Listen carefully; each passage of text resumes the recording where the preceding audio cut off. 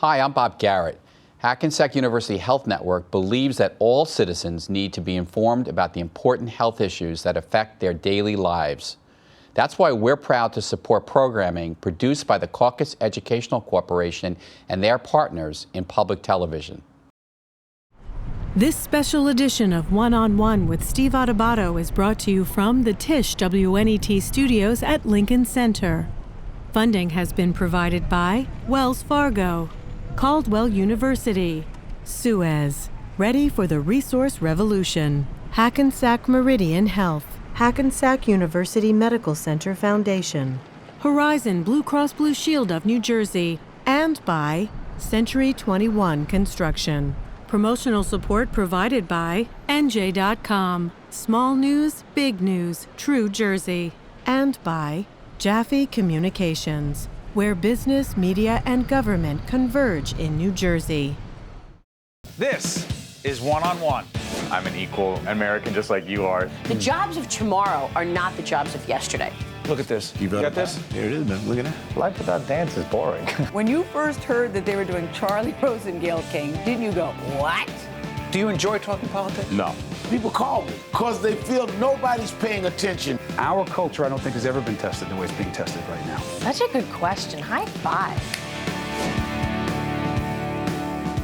When you think you have everything, but still your heart is questioning, there must be something more. To this life now, I'm sure. And if dreams still come true. That's talent, and they're right here. Ruby Lewis and Ryan Vona. They're in Cirque du Soleil, Paramour. Over at the Lyric Theater, 213 West 42nd Street. Describe what we just saw and why everyone should go see this. Well, Cirque du Soleil is presenting their first Broadway show in Paramour.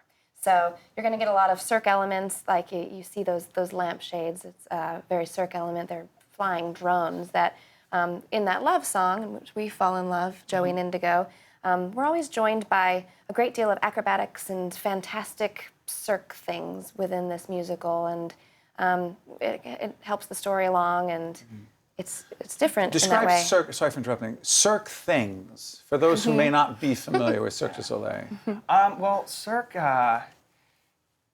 has a lot at their disposal, and their artistry is very ever expansive. They started as street performers, and just with acrobats and jugglers and all kinds of physical elements. And I mean, the past 10 years, they've really developed as kind of a base of technology, and you get new projections technology and new, like the drone technology, those quadcopters that you see in that past clip. It's the first time that drones have been accompanying actors on a Broadway stage. How does it change the performance? It kind of takes the audience completely to a different world, because you're sitting and you're watching this love scene and you're watching this song unfold, and then all of a sudden you see this set piece, and then it starts to levitate, and you're like, and you're just transported to this completely different space that you weren't really expecting before. But Cirque and their technology kind of brings you there. Are you distracted by any of that? No, we've gotten used to it, and we knew going into it, like, whatever they think of, they're going to make it happen. You know, Cirque du Soleil, that's just what they're known for. I mean, taking something that you would think only be a figment of the imagination and really bringing it to fruition on the stage. And in a proscenium stage, it's just really, it's almost like watching an animated movie, you know? It's like, what, is this real? Can I touch these people? It's really something. The audience gasps, you know? Well, people are always curious about the people who sit in these seats who perform on Broadway, where they come from. You are from Kentucky. You are from Boston. And you are an admitted Red Sox fan. We're going to leave that alone for a second. We'll come back to that as a Yankees guy, right? Look forward to it. So, when did you know that this is what you wanted to do for your professional life? How far back? I mean, I started when I was really young, 3 and 4, and got into the community theater. But New York City for me was like Oz. You know, it was just like a very far away place that I couldn't even imagine visiting, much less working in, living in. And it still feels like that to me. Sometimes I'm walking around, I'm like, what the heck? How did I even get here? How did you get here? I just took the leap. I went to college in Kentucky, kept it safe, and then I had lined up a tour, and I thought before I leave on this tour, it was what we call a bus and truck tour. So it was a non-union. Yeah, non-union. You hop on that bus. It's like 21 one-nighters in a row, Waco, Texas. You know, I mean, you're just bopping around, putting on your show. What was the show? It was Gypsy. Okay. So it was like a bunch of kids and their parents, and I mean, it was an experience. It was great. But before that, I thought, I have some work lined up. I'm going to go to the city and just try it out for 4 months, and I did. And I lived in Washington Heights, and I just loved it. I felt so alive and like I'd really done it. You know, I got out of the small town, and I did it. I got to You knew Oz. that you belonged here. Yeah, I felt like finally I came to life here. What's your story? Well, growing up in Boston, I'm kind of stone's throw. This is accessible to you. Yeah, to New York City, and we had a good arts programs in my school system, and I guess I got the bug in high school, and I saw some of my friends going off to college and studying theater, and it wasn't something I realized that you could do, so it was like athletics or theater. Wow. I'm gonna go and do this path because this is what I really good at. Did you get tremendous support at home? Oh yeah, my parents were incredibly supportive. All in. Oh yeah. And by the way, the characters that you play, describe your character. I play Joey Montgomery, who's kind of like a struggling songwriter, artist, smitten with his collaborator. And you play? Yes, and I play Indigo. She was born Verna from small town Indiana, who works with Joey. They moved to Hollywood, and she sings in a club, and he writes songs for her, and she loves him. Doesn't realize it until later. So let me ask you about this. So two of you audition, you get it. Do they have to see you together doing it before they say yes, the two of you, or is it separate? Explain that to us for those who've never experienced it. They caught you early. Your story is very interesting. Well, yeah, I was the first hire because I was doing a show in LA, and Cirque du Soleil saw me singing in a nightclub, so it's very parallel to my character's story. They discovered me singing in this club, and I ended up doing a show in Vegas for them for just a few months, and then they flew me out here for this audition, and it was kind of like boom, boom, boom. It got down to just me. And the girls kept releasing girls. It got down to just me. I'm thinking, I think that means I got it. And then I was doing I trained in Montreal. This is before anybody else was hired. So by the time they had the guys lined up, I got to come in and do chemistry reads with a bunch of guys. Chemistry reads? Yeah. And I had kind of a say, and I remember thinking, gosh, I hope it's Ryan. You did think that? I did, yeah. I felt safe with him. I felt really safe, and I felt, there was definitely chemistry there, and... Wow. And by the way, you were in another Broadway show before this. Yeah, I was in Once, the musical. When you were together, what were you thinking? The chemistry read. I mean, I just kind of walked in. I was kind of like, How nervous? I was pretty nervous for this one because we sort of had sides. We didn't have songs from the show to sing from. So I just kind of came in with some songs from my personal book. And then I saw her in the room, and I was like, oh, that's that girl that's going to be in it. Okay, we're reading. All right, this is going to be a bit more involved. And then she kind of really just calmed me down, and doing the scenes with her, I was like, oh, I could do these scenes with her 8 times a week. This would be. It works. Yeah. Who is this for, the minute we have left? Who should be going to see Cirque du Soleil, Paramore? Who should go see it? Everyone should be going to see it. Everyone? Yeah. Cirque du Soleil for ages. Go ahead. It's great for families. It's great for Cirque nuts, people who love technology. Cirque nuts. Yeah. Okay. You mean that acrobats? So lovingly. Yeah, people who love dance, acrobatics, love love dance, love music, it's the got songs. everything. It's got everything. It's glamorous. It's great for the holidays. It's exciting. Yeah. There's It's a got love the two of story. you. There's lots of excitement. Yeah. Yeah. Listen, we are very happy that the two of you found each other and the chemistry read worked out well. Ruby and Ryan, thank you for being here. Cirque du Soleil, Paramore. It's at the Lyric Theater. Where is it again? The Lyric Theater. What's the address? 213 West 42nd Street. Lord, I don't know. I just go to We'll, work. we'll edit that out. You're from Kentucky. It's okay. You're a wildcat. I'm landmarks, landmarks. It all works. Listen, great stuff. Thank you so much. We appreciate it. Well done. Wish you nothing but the best. Thank you. Stay with us. We'll be right back. And we're not at 42nd Street. We are, in fact, on 66 and Broadway. Be right back after this. To watch more One-on-One with Steve Adubato, find us online and follow us on social media. Jessica Lappin is president of the Alliance for Downtown New York. Good to see you, Jessica. Great to be here. You were just telling me while we're at 66 and Broadway in the heart of Lincoln Center, you were born and raised where? I was born and raised here in New York City. I was born in Brooklyn, but I grew up in Gramercy Park on 19th Street. Good stuff. And tell us about the Alliance for Downtown New York. What is it and why is it so important? Well, it's a business improvement district. It's the largest one in New York. And what we do, and we've been doing it for over 20 years, is try to make the neighborhood a more vibrant place to live, to work. We've had some ups and downs. We were formed in the 90s when people were leaving Wall Street in droves, when it was a ghost town with graffiti on the sidewalks and abandoned buildings. And we were just kind of hitting stride when 9/11 happened, and have worked really hard with our partners in government and the private sector to come back to where we are today. Talk about the impact of 9/11 to the downtown community. Well, I think it's hard to overstate it. It was a tragedy for the country, but clearly for the people who lived there, for the owners, for the businesses, it was devastating.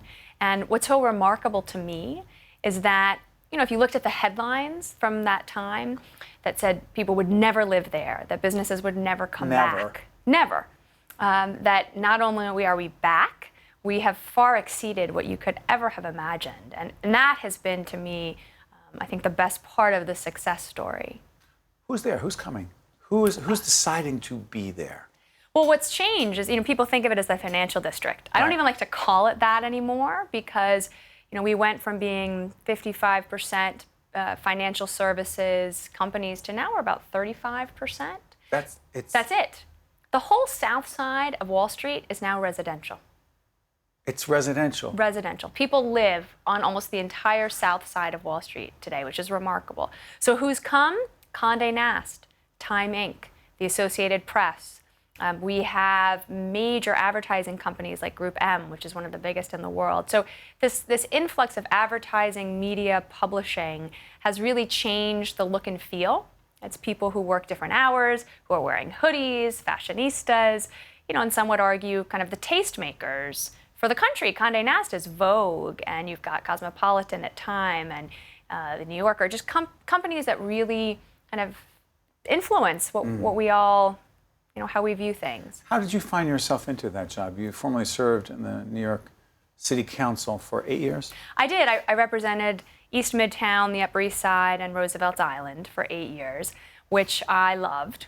It's a great opportunity to really not just work in and for your community, but for a region and for the city. And so it was wonderful. I decided to run for borough president of Manhattan in 2013, which didn't quite pan out for me. And as I started to think about what I wanted to do next, I had this just tremendous opportunity to be kind of right at the heart of public and private and working with people to sort of use the perspective I had from being in government to try and make a different neighborhood more vibrant. And it's been, just a wonderful time to be there because even in the last 3 years, the changes are pretty dramatic. So interesting. I mentioned that we're over here at 66 and Broadway at the Tisch WNET studio. And this community, every time we're here, this is so vibrant. You can see what's going on outside, and there's good things going on here all the time. But it strikes me that Manhattan is so many different neighborhoods. How would you describe the difference between where we are right now and the community that you are supporting with this initiative? Well, I think that's the beauty of New York City, is that we have these gems, these local neighborhoods that each have their own flavor. I think ours is one that's very much in transition, whereas the Upper West Side has a long-standing sort of history and tradition. Some would say is the bastion of liberal thinking. Some might say. Some might say. And you've got Lincoln Center here in terms of the arts and culture. I think what you're seeing downtown is, it's the oldest city oldest neighborhood in the city, right? And it has evolved over hundreds of years. And it's a place where nobody used to live, and now we have roughly 60,000 residents who are pushing baby carriages and sending their kids to school and clamoring for more school seats, as they should. You have new businesses who are there. We have our own performing arts center that is in the works. Ronald Perlman has just given $75 million to build at the World Trade Center site, the Ron Perlman Performing Arts Center. Barbara Streisand has agreed to chair the board. So we'll have our own big cultural hub in the future, which will change things. So, we're still a bit in transition, although we've made a lot of progress. Go back to the World Trade Center piece to this. The World Trade Center Transportation Hub. The Calatrava Hub, yeah. Talk about that. Well, I think it's beautiful. It's a soaring structure that is white marble on the inside. It is, talk about an amazing place to commute in and out of every day. And for the people who do come in from New Jersey, roughly 50,000 people who live in Lower Manhattan, what a way to start and end your day. To come through, we have 2 path lines that come right through. And at the end of the day, you can pick up a bottle of wine or a baguette from Daniel Boulou, a very famous chef. He was right here sitting in that Was he? seat We just love a couple years ago. Daniel. We love Daniel. He's great. He just opened a little bakery and a pizzeria in the World Trade Center site. And that's been really heartening to see, too.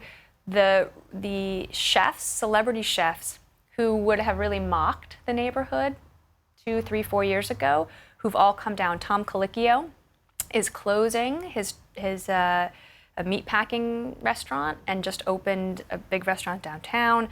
Keith McNally, Daniel Boulou, Wolfgang Puck, the list goes on and on. They want to be a part of it because it's an incredible moment of transformation, and it's a cool place to be. By the way, before I let you out here, commuters, Jersey, those on the Jersey side, along the river, if you will. Talk about that commute, how accessible. Oh, it's fantastic. If you're in Jersey City or Hoboken, Monmouth County, Weehawken.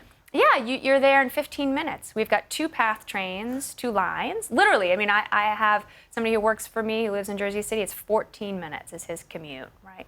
And then you've got ferries that run as well. We have 20 ferries that come into Lower Manhattan. I love them. So, when the path is down, which happens from time to time, you can take the ferry or vice versa. So it's really been a very attractive place for people in New Jersey, and our job growth numbers and our projections through the end of this decade are really off the charts, and we're going to have more and more people commuting into this beautiful transit hub. Well done. Wish you nothing but the best. Jessica Lappin, who is the president of the Alliance for Downtown New York. Thank you so much for joining us here in the heart of Lincoln Center.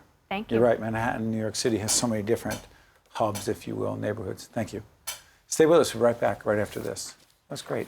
To see more one-on-one with Steve Adubato programs, visit us online at steveadubato.org. If you would like to express an opinion, email us at info@caucusnj.org. Find us on Facebook at facebook.com/Steve Adubato PhD, and follow us on Twitter at Steve Adubato. We are pleased to be joined by Jack Myers, the author of The Future of Men, Masculinity in the 21st Century. Good to see you, Jack. Good to see you, Steve. Good to be here one-on-one with you. Oh, thank you. Listen, I'm curious about this. Has masculinity changed that much, say, in the last, 10, 15, 20 years? Well, if you broaden it out to 10, 15, 20 years, probably not. But the last 5 years in the generation, the post-millennial generation, right. The ages 17 to 27, 15 to 25, they're definitely changing. Awesome. The young men growing up today are not their fathers, they're not their grandfathers, and they're not even their older brothers. They're the first generation to have grown up in a more feminist world. Majority of them post-millennial young people have grown up in either fatherless homes or homes where the mother is a primary or equal wage earner. Most of their teachers in the schools they've gone to have been women. 60% of their classmates in college have been female. So they have a very different sensibility about gender norms, gender equality, and multicultural. They've grown up with it. It's part of their DNA. Is it better for us as a society? Well, it's definitely better for us as a society. They really come in, they're the first generation to grow up not believing that they're going to be more successful financially than their parents. And they're right in many instances. A larger percentage are still living at home with their parents even after they graduate high school or college. Out of necessity. Out of necessity, and also because the parents often don't mind and the kids don't mind. Very different than when I grew up, for sure. Same here, because my parents were like, what are you still doing Yeah, here? well, exactly. You're at college now, don't come home. Exactly. So I'm curious about this. I hate to get so political so quickly, but we're taping this at the end of 2016. It will be seen after that. Donald Trump will be the president of the United States. Donald Trump, as a man, and the question of masculinity in the context of what you just described, loaded I know. Go ahead, your turn. Well, I don't necessarily believe this is an opposition statement to Donald Trump to say that he personifies the negative qualities of the patriarchy in many ways. He embodies throughout his campaign, at least, the realities of misogyny, sexism, objectification. And it wasn't hidden during the election. He didn't apologize for it. It was the reality that many men felt, and many men even today are saying, look, that's normal locker room talk that he was engaged in. Sorry for interrupting, Jack. Two things. Number one, we're not going to go back and litigate or relitigate the election. That's not what we're here for, or to talk about it in that context. But he did say the whole Billy Bush, the Access Hollywood tape. That is the way most guys talk. Now, my wife and I had a conversation about that, as I'm sure millions of other people did, and I didn't recognize the talk. I didn't recognize the talk. I don't recognize it either, but let's acknowledge that it happens. It does, It happens in corporate boardrooms. It happens when groups of men get around on one level or another. The reality is, it's not appropriate moving forward. And among these younger men, they don't talk like that. That's not their norm. And I'm generalizing a bit, but for the most part, they look at gender relationships very differently. They look at their interpersonal relationships very differently. Women are, the reality is that women are taking a more dominant role in schools and society. And young men, for the most part, embrace and support that. The challenge is we're also creating, or in danger of creating, a lean-out generation of young men who feel disenfranchised, who don't feel like they have a place in the world. Trump are drawn to the angry men's movements and to the President Trump as someone who may have solutions for them personally. The reality is he won't be able to offer solutions to the issues that are really challenging us in a lot of when it comes to gender norms and multicultural norms. We do have a society where 60% of the college students, graduates today are female, where 2/3 of new jobs today are going to women primarily because they're more educated, where women under 30, childless and unmarried, are out earning men under 30 by 20% in cities like New York and in major parts of New Jersey. So you really have a different culture that's evolved. And Donald Trump is very much a personification of a culture that we're moving away from, and we're getting a retro reaction. But there's an attraction. Sorry for interrupting, Jack, but while you say a retro, moving away from, there's a moving toward because it feels like a solution. It feels like an answer. Whether it is or not and how it is or not, and I'm not judging whether he'll be a good president forget about politics there. I'm sorry for interrupting again, but it is not about politics so much. But it is the tone and the issue of masculinity and the perception of some have of what a man should be in a leadership position. And we've got it's really two worlds. We've got those over 25, and we've got those under 25, and it's like we're in two different cultures.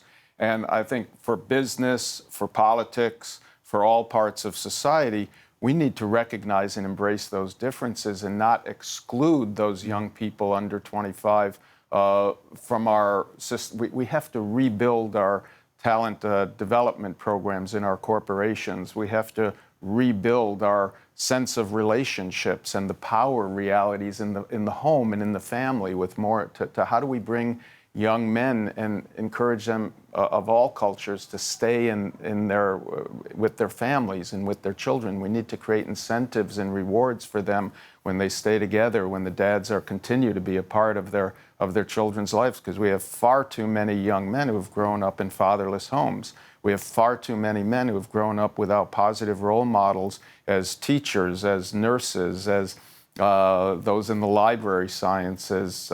We need to encourage them to follow those careers. We need to encourage them to enter into relationships with a sense of equality in the relationship, as opposed to this patriarchal norm where the guy is the provider and the power base and has both the physical, regulatory, as well as the financial power. It's a powerful book.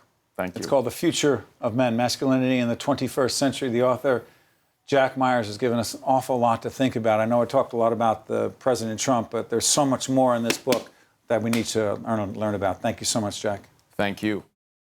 One on One with Steve Adubato has been a production of the Caucus Educational Corporation, celebrating over 25 years of broadcast excellence. This special edition of One on One with Steve Adubato is brought to you from the Tisch WNET studios at Lincoln Center. Funding has been provided by Wells Fargo, Caldwell University, Suez, Ready for the Resource Revolution, Hackensack Meridian Health, Hackensack University Medical Center Foundation, Horizon Blue Cross Blue Shield of New Jersey, and by Century 21 Construction. Transportation provided by Airbrook Limousine, serving the metropolitan New York, New Jersey area.